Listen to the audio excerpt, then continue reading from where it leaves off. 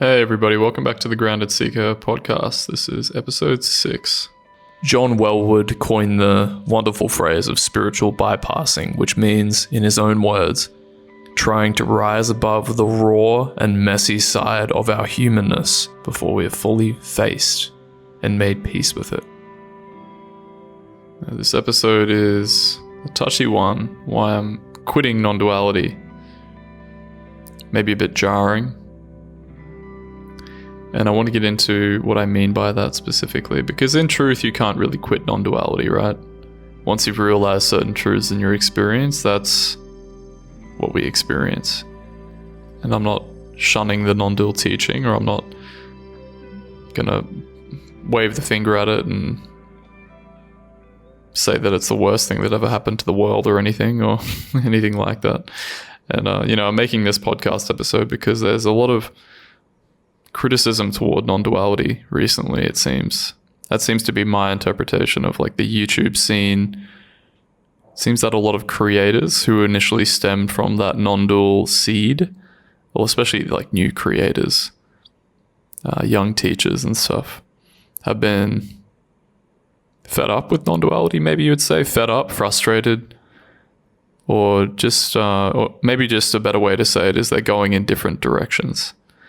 I've seen this with several creators, and I think it's natural because I've seen that in my experience, and I want to speak to specifically some of the things that I've been encountering in my experience that have deviated me from earnestly pursuing like non-dual realization, awakening, and really hopefully by illuminating that, illuminate to you, maybe if you're fixating somewhere in your experience and you're denying yourself. Because ultimately what I've come to realize is it's sort of like self-abandonment. Spiritual teachings can be very easily co-opted into self-abandonment. And it can be sneaky. It can be very, very sneaky. So I want to dive into that and clarify what's happening for me here in light of, I think, Lisa Carnes, who, for those of you who don't know, made a video about why non-duality is like, I can't remember the exact title, but it was something like, why are people leaving non-duality? So that was a little bit of inspiration for this video. Also Angelo DeLulo, a couple people like David McDonald. There's been a bit of controversy there, and thought it'd be cool just to shed my light on it. So I want to take you back to when I first started meditating, and this will tie into non-duality, but initially I started meditating very seriously about 6 years ago, 5.5, 6 years ago, in the Goenka tradition, the Vipassana Goenka tradition, which for those of you who don't know is a meditative school of practice where they have these 10-day retreats that they run globally in the school of Vipassana. And Vipassana essentially means to witness things as they are, clear seeing. And when I attended these retreats, I was suffering a lot. Tremendous amounts of anxiety, just ongoing, chronic, unregulated, just complete dysregulation. And I went to these retreats, these 10-day retreats, hoping that if I just meditate, I'll be able to, I want to do the most extreme thing possible. So what's the most extreme thing possible? I mean, enlightenment sounds pretty cool. That seems like a cool thing to shoot for when I'm suffering with anxiety, right? Let's just get right to the core of things. So I took that on really seriously. And in the span of 1 year, I did 3 10-day Vipassana retreats, serving one as a male manager. And which also means that you meditate a significant amount, like 10 hours a day at least, and then taking that out into daily life. Long story short, I became a junkie. I became addicted to meditation. And what I know from direct experience alongside emergent studies, especially from those by Dr. Willoughby Britton, who was an exceptional clinical psychologist, I believe, who has done the rounds. You know, she's meditated for 10,000 hours plus, but also has like quite a balanced view towards meditation, in that a lot of people are turning to these profound meditative traditions in order to transcend their suffering. And especially traumatized people in the West are particularly subject to experiencing adverse meditation-related experiences, like heightened somatic experience or depersonalization. There's all sorts of affective domains that people experience negative side effects, and this is what I experienced, especially in the somatic domain. Complete energetic dysregulation. I continued to meditate and sort of justified it as a noble pursuit, right? Like, okay, if I just keep noticing sensation, eventually I'll break through, right? So I'll just witness sensation as it's arising in experience. Eventually I'll break through to something and I'll have some cosmic realization when the stars align and I break through to something else and all of my suffering evaporates. Which is wishful thinking, but that ego at that time, I wouldn't even have said it at the time, but it was desperate. It was desperate to get past suffering. Sort of like an ungrounded, I don't even know what's happening, but I think this is where I want to go feeling. So there was a lot of unconscious motivations driving that seeking energy to realize enlightenment. And that then carried over when I eventually intuited that, yeah, Vipassana isn't going to do it for me. It's taking too much out of me. Something isn't quite aligned here. My intuition led me to non-duality, which was a good intuition because Vipassana felt very focused in on, dialed into experience. But non-duality, studying under Michael Taft initially before moving toward people like Angelo DeLullo, and also reading books. Non-duality was a refuge in this sense of spaciousness. It connected me to the spaciousness of my mind, which was very dense and contracted at that point. And, you know, I would watch these videos and I would be really excited to hear when I would watch YouTube speak about the end of suffering. The end of suffering, man. The amount of times I heard the end of suffering. If I just realize no self, if I just have an awakening, then everything will be fine. Now, that is the message that is put out there. The end of suffering. You hear that a lot. And for the ego that is co-opted the spiritual teaching, that really wants to end suffering, you know, for me at least, it latches onto that for dear life. And, you know, with evidence that this teacher is, so certain teachers, they're getting a lot of respect, they're getting a lot of recognition on YouTube and stuff. So there's this social conformity element to it, as well as the charisma of the certain teacher as well. And, you know, nothing against Angelo DeLullo in particular, but I remember reading at the start of his book, Awake, It's Your Turn, that when he woke up, it's almost like the thing that I perceived, he tells a story that he had tremendous amounts of anxiety. It's almost like he alluded to the fact, what I interpreted that from that book, and whether or not it's the case is probably my own interpretation, but it's like he woke up and then all of a sudden all of his anxiety was gone. And this is a teacher I really admired. So I looked to that and I'm like, oh, I can do that too. So I'm going to double down even harder on my meditation practice. And, you know, by the way, with Angelo, I'm very aware that he actually recommends shadow work, deep shadow work, a lot of introspection. And I'm eternally grateful for Angelo DeLullo for helping me see my true nature, helping me realize the importance of shadow work. He planted that seed through his content, so I'm not demeaning him here. However, what what I'm trying to communicate and why I guess I'm saying I'm quitting non-duality is there is a cost to the ego that is latching on to a teacher or a teaching in effort to transcend itself, in my experience. I wanted to transcend and go beyond my pain and become enlightened. I wanted to be enlightened. And it's almost as if these teachings, when they're put on YouTube, so freely dispensed, and they're generally prescribed to people because that's just the nature of YouTube. These teachings are free without one-on-one consultation, although I did have that with other teachers. It's very difficult to navigate the path forward skillfully. And I know at that time what I needed to do, and what I've now shifted to, is shadow work. So long I was practicing non-duality. So long I was meditating 2 hours per day.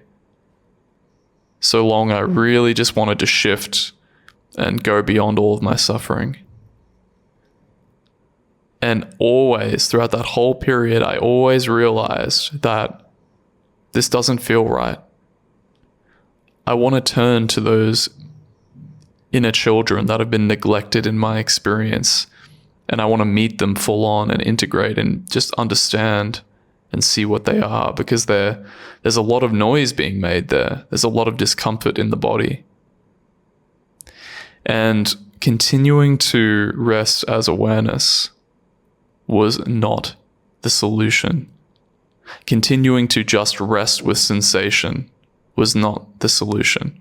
Continuing to just try to surrender, just try even harder to surrender to life, was not the solution. As some teachers have put forward, I think these teachers could really benefit from being more trauma-informed, because a lot of students are coming to non-duality traumatized, or meditation traditions traumatized, because maybe they have a similar construct in their experience that I had. We really just want to go beyond our suffering. And apparently, according to Willoughby Britton, this is particularly prevalent for 18 to 30-year-old young males. And also, I believe, don't quote me on this, the middle-aged bracket of like women, or this sort of middle-range demographic that really want to make something shift. So the problem I'm seeing with non-duality is that energy that wants to transcend everything and go beyond its experience is an act of self-abandonment. If I reflected on my experience, I see that when I'm trying to transcend myself by resting as awareness, which is all butted up with a lot of, which is fueled, I should say, by this notion of the end of suffering. It's basically saying to the parts of me that I don't like in my experience, that are very shame-bound, right? So I know that I've dealt with toxic shame and attachment wounding from a young age that I'm now finally understanding and integrating at a deep, deep level. And emotional repression with inability to express certain emotions like anger, sadness sometimes, which is ironing out more and more, and it feels beautiful. But when I would practice non-dual, it wouldn't touch these areas in experience. It felt like it was, like when I was with sensation, resting with sensation, it felt like it was good enough, but no, it didn't really meet the depths of my experience. I was still holding out for some breakthrough to push me through to the other side. But in reality, what I wanted it to do was just to turn to those really wounded, shame-bound parts and console them with as much compassion as I possibly could. Right? It sounds a bit cliche, but I'm really realizing that I have to love myself through and through. And one of my first teachers even used to say to me, one of my first facilitators, when I was incredibly shame-bound practicing in the Vipassana tradition back in the day, 5-6 years ago, was she would say, you need a healthy self in order to transcend the self. Right? I worked with this teacher for quite a while, for months. And she ultimately, I think she alluded to me that, yeah, Sam, like, you need to face the trauma. So for those of us who are trauma bound and we're experiencing a lot of toxic shame, or just feeling like we have a core deficit, like there's something wrong with us, we can really benefit from not so much doubling down on meditative teachings like some teachers might encourage you to do, like just keep surrendering, bro, just keep surrendering. But rather, we need help. We need psychotherapeutic help. We need coaching. We need some sort of intervention to meet these parts of ourselves that are shame-bound, neglected, the parts of us that feel like they're too icky and too ugly to be shown. And you might even ask yourself, well, what am I afraid of?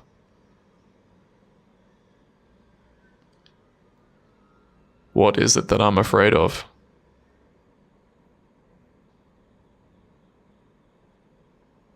If you really listen to that question, and then ask yourself a follow-up question, am I using meditation to go beyond this, to try to go beyond this? Am I trying to wake up to go beyond this?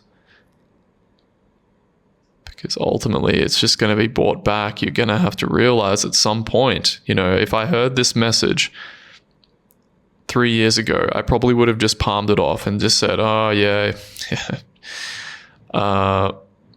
Sam, I've invested too much into my meditative practice to care about wanting to try to focus on the shadow. Or it just feels like it's a red herring, or I heard this teacher say this, and shadow work, focusing on myself and loving myself, it just feels like it's bullshit. I've already tried that, yada, yada, yada, and fair enough. If that's what your instinct is telling you, I mean, I would trust you to follow your instinct, and I would encourage you to do that. But also be mindful. Are you trusting your instinct, or are you trusting the primary teacher that you're following? Because that's what I did for a long time. Rather than listening and getting silent with myself through and through, and then asking, what is it that I really want?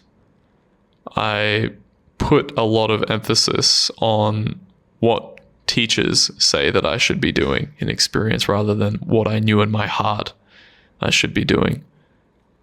So there's a balance, obviously, because we can receive feedback and have a bit of humility to know that we don't know everything.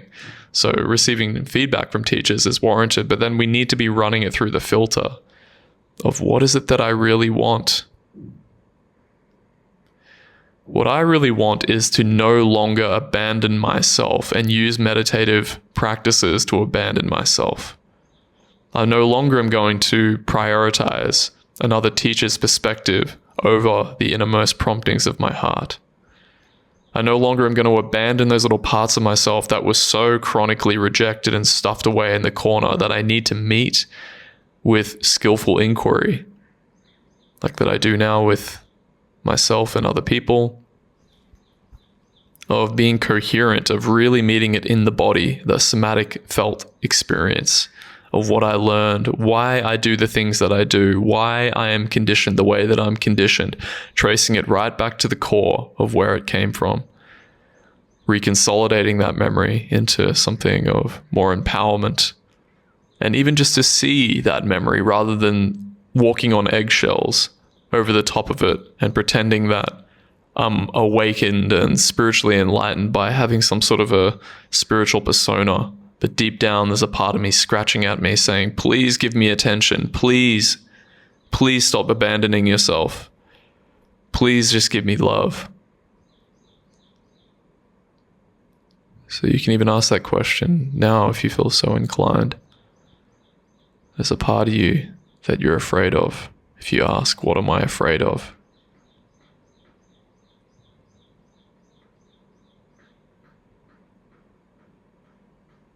And you can just wrap it up. What does it need? Ask it what it needs from you. Forgo any non-dual teachings. I remember, for example, I received a message from some teacher that even having self-compassion is adding too much to experience.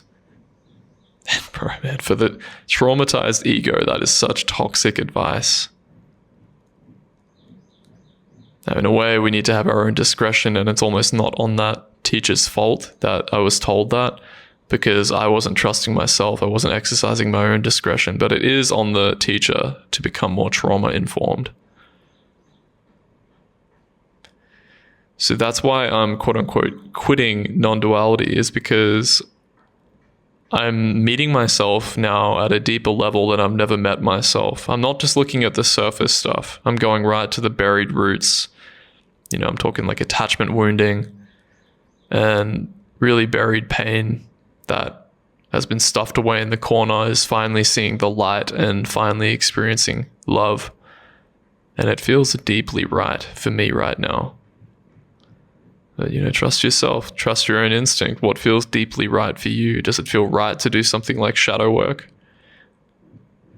I'm not denying the non-dual teaching. I think that it's, as I said in episode 2 of this podcast, true self-recognition is critical for radical healing. We need to know who and what we are at a deeper level.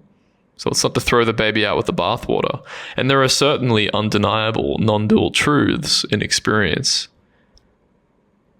You know, if I just feel the sensation of my foot on the ground, if I really feel for that, there's not really a self to be found. But who cares? Who cares? At least that's how I feel at the moment. Like, why would I even care if I still feel this intense, you know, unintegrated parts in my experience that won't go away? I think I used to unconsciously believe that these tensions, if I just rested with them, if I just felt them, they would just evaporate and they would just go away and they would integrate on their own. And I don't believe that to be true now. I believe we need to take more of an active approach. And rather than being with the surface stuff, we need to actually trace it back to its core. In AEDP, they call this the core affect, the core affective emotion. The core experience right at the bottom of the well of grief that we can meet with our attention and skillful inquiry with the help of a facilitator or within our own skillful approach, if we're pretty skilled at this, to go right down to the bottom of the well and extract the gold and be what we want to be rather than being bound in limitation. And actually love ourselves in a way that we've never loved ourselves before, that we might be self-abandoning with spiritual practices. You know, even Ajay Shanti would say that initially there's an up and out movement, which I certainly went through, awakening at the level of the mind, but I've always been drawn to the heart. I've always been drawn to waking up at the level of the heart, and that's really what's called for here at the moment. So yeah, quitting non-duality, it's not really the right thing. I think what I would say is that I'm more so maturing into my humanness. And it feels really good to mature into my humanness rather than trying to run from myself subtly. And I wouldn't have even known I was trying to run from myself. I thought I was turning to myself. But what I now know is there was an energetic layer there of self-abandonment. And it feels really good to turn toward myself and meet myself all the way through and through. To enter more authenticity rather than trying to put forward an image of perfection, which has been the patterning here with avoidant attachment. That's another thing, hide the unlovable, icky stuff under the guise of spirituality. Yeah, that'll work. That's a really good place for the ego to hide. Anyway, I think I've said most of what I want to say here. If you're interested in going to that deeper place in your experience, I'm launching a 90-day program relatively soon, where I'm going to focus on 1, 2, 3 core affecting areas that are causing the most suffering in your life, so you can really meet yourself in these places and love them into pieces, reintegrate them and reconsolidate them with evidence-based somatic inquiry approaches to really make that happen. And I'm obviously tracking it as well with guided meditations and a core curriculum to study tailored to non-dual seekers. I'm excited for it. I think it's really where my gold is, really where I want to shine. So sign up to the newsletter in the description if you're interested in something like that. And a lot of love to you guys. Thanks for listening.